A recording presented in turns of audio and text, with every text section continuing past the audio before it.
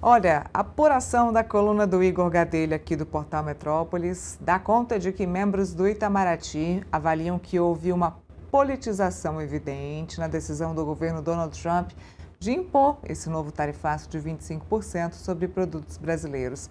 É o que a gente vai conferir aqui no nosso portal. Estou pegando aqui o tablet para a gente poder acompanhar juntos a matéria do Igor Gadelha, e é mais ou menos o que o Urian estava dizendo aqui pra gente sobre essa politização. O Urian também colocando todas as fichas dele no quesito politização no tarifaço aí do Donald Trump. E o Gadelha diz o seguinte, ó, que sob reserva, diplomatas ouvidos pela coluna rebatem a justificativa apresentada pelo secretário de Estado Marco Rubio de que o presidente Lula e integrantes do governo brasileiro não teriam negociado de boa fé. Integrantes do Itamaraty ressaltam que houve mais de 30 reuniões entre representantes do governo brasileiro e americano, algumas delas com a participação do próprio Rubio e de representantes do comércio dos Estados Unidos, o Jamieson Greer. Por iniciativa nossa, na esmagadora maioria dos casos, o que afirmou a coluna um integrante da diplomacia brasileira. Diplomatas também contestam o argumento do governo Trump sobre o aumento do desmatamento. Negociar o que, no caso do desmatamento, se reduzimos à metade na Amazônia entre 2022 e 2025, disse uma fonte, ou seja, inconformado. Na avaliação de diplomatas do alto escalão do Itamaraty, a motivação política da decisão americana seria evidente. Eles lembram que o Brasil havia sido enquadrado inicialmente na faixa mínima do chamado tarifaço, com alíquota de 10%. Para a cúpula do Itamaraty, a seção 301, usada por Trump como uma alternativa para manter a pressão comercial sobre o Brasil, caso a tarifa linear de 10% fosse barrada pela justiça americana, como acabou acontecendo. A teimosia deles com os dados falsos de desmatamento mostra quem não negociou de boa fé, disse um influente embaixador do Itamaraty. Ou seja, deixando claro que aí o motivo é político. Ainda neste assunto, a Confederação Nacional da Indústria, CNI, fez uma segunda tentativa para evitar o tarifaço de 25% anunciado por Donald Trump sobre os produtos brasileiros. Dias antes da confirmação dessas tarifas, o presidente da entidade, Ricardo Alban, articulou o envio de uma nova carta conjunta com a Anshan Brasil e a US Chamber of Commerce ao governo do Brasil e também ao governo dos Estados Unidos. No documento, as entidades defendem uma solução negociada para evitar a escalada da disputa comercial e afirmam que o diálogo sempre é o melhor caminho para preservar empregos e empresas para os dois países. A mensagem foi encaminhada no Brasil ao ministro Márcio Elias Rosa e também ao ministro Mauro Vieira, e lá nos Estados Unidos ao secretário de Estado Marco Rubio e também ao Jamieson Greer. Essa foi a segunda tentativa, a segunda investida da CNI. A primeira carta foi enviada diretamente ao presidente Donald Trump, pedindo a manutenção do diálogo entre os dois países. Vocês estão vendo aí na tela a nota da CNI que fala sobre a redução da exportação dos brasileiros para os Estados Unidos, né, que mostra uma redução do número, né? A Confederação da Indústria acompanha com preocupação o anúncio, a nota diz exatamente isso. E aí a nota também fala um pouco da redução dessas taxas, né? Dizem o seguinte: os efeitos do aumento das tarifas dos Estados Unidos estão sendo cada vez mais sentidos pela indústria brasileira. 20 dos 27 estados reduziram suas exportações ao mercado americano no primeiro semestre. Diante do anúncio de hoje, o cenário tende a piorar, correndo ainda mais a competitividade da indústria brasileira. Não podemos poupar esforços para reverter essa lógica e retomar a relação entre os dois países. Aí aqui ele fala dos impactos. Os impactos das tarifas adotadas pelos Estados Unidos desde 2025 já são percebidas no comércio bilateral. As exportações brasileiras para o mercado norte-americano diminuíram 13%, o equivalente a 2,6 bilhões de dólares. A retração foi influenciada pela redução de 8,7% nas vendas de bens industriais, especialmente de produtos semifaturados, de ferro, de aço, ferro fundido bruto, pasta química de madeira não conífera, óleos de petróleo e produtos semifaturados de outras ligas de aço. Estou chegando bem pertinho aqui porque tá difícil aqui da apresentadora ler. Vamos ver então a tabela aqui dos estados que vão ser mais afetados com essa nova medida aí dos Estados Unidos. Vamos lá? Tá aqui para vocês, então, os 20 estados brasileiros que exportaram menos para os Estados Unidos em 2026. Eu vou chegar aqui mais pertinho também para eu poder ler para vocês. Então, São Paulo, com o valor exportado, se vocês puderem aumentar um pouquinho mais aqui para mim também, eu agradeço. Mas São Paulo, valor exportado aos Estados Unidos no primeiro semestre de 26 deste ano, 8 bilhões de reais. A variação de 2025 e 2026 é de menos 4,90%. O Rio de Janeiro em segundo lugar.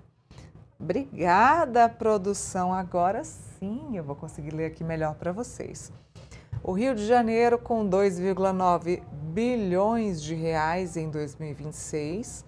A participação dos Estados Unidos nas exportações do Rio de Janeiro é de mais de 10%. A variação do ano passado para esse ano é de mais de 15%. Minas Gerais está em terceiro lugar, com 1,9, quase 2 bilhões de reais, que é o valor exportado para os Estados Unidos no primeiro semestre deste ano. A participação dos Estados Unidos nas exportações de Minas Gerais é de quase 9%, 8,60%. Essa participação. A variação do ano passado para esse é de menos 18,90%. E aí a gente tem os outros estados. Então, os 3 estados em que os Estados Unidos são mais importantes na exportação é São Paulo, Rio de Janeiro e Minas Gerais. Aqui, do lado de cá, né, tem os outros estados, mas os 3 primeiros estados que exportam mais para os Estados Unidos são estes: São Paulo, Rio de Janeiro e Minas Gerais aqui no país. Então, os que vão ficar mais afetados com essas reduções, com essas taxas que foram impostas aqui para o nosso país. Deixa eu conversar também mais um pouquinho com o Felipe sobre esse assunto.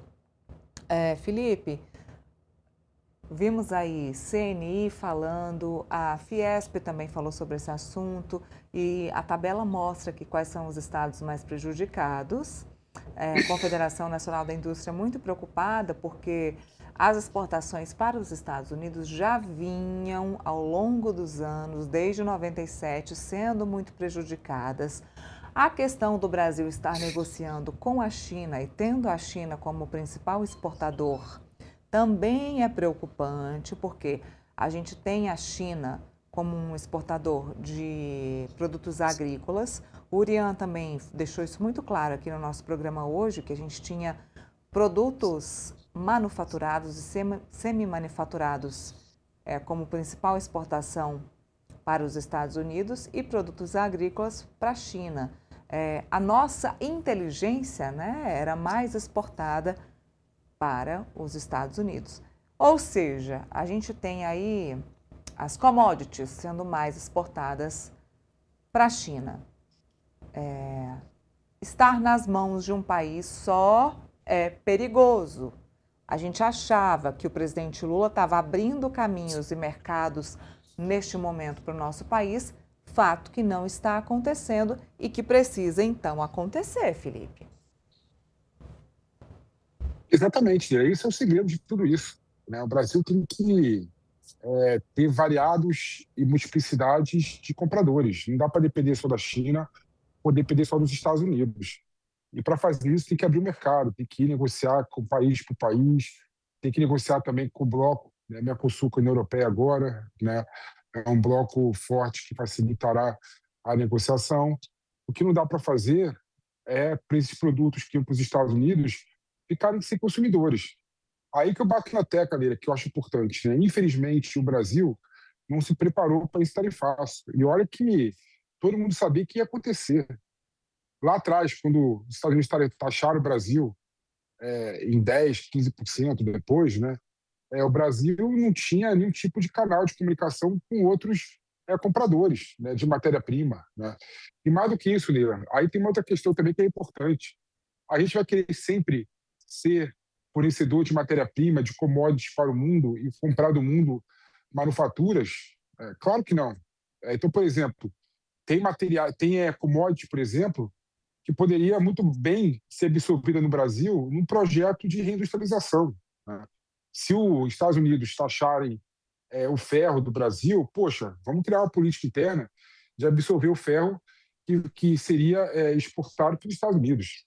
Seja uma manufatura simples, por exemplo, de fabricação de trilhos de trem, né, por exemplo, né, que é simples o processo, e aí cria um programa de ferrovias no Brasil todo, e seria muito bom, porque pararia a dependência das rodovias no Brasil, né, seja por meio de outras políticas públicas. Suco de laranja, poxa, faz uma política pública, por exemplo, de colocar laranja de qualidade em todas as escolas públicas de São Paulo, né, do Brasil, de São Paulo, mas do Brasil, né, escolas privadas do Brasil também. Com toda certeza, o problema é esses produtos não terem um mercado claro e específico. E o que você faz para resolver isso? Acabar com a dependência. É ruim depender da China, é ruim também depender dos Estados Unidos. Mas não. Pelo visto, a única política do governo Lula é utilizar agora, nesse momento, porque no passado não utilizou, da tal política da reciprocidade. Se me taxaram, então vou te taxar também. Isso é ruim para o Brasil. A gente pode aproveitar dessa situação complexa e ruim e péssima para o Brasil.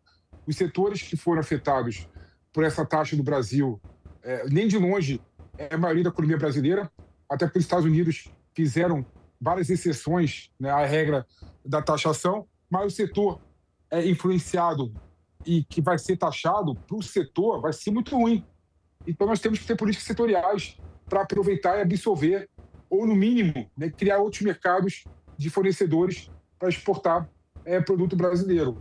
Mas, ao que tudo indica, Neila, infelizmente, o Brasil não vai nessa linha. E um ponto importante, nos Estados Unidos, né, os fóruns e os canais de negociação entre os empreendedores e empresários é muito forte.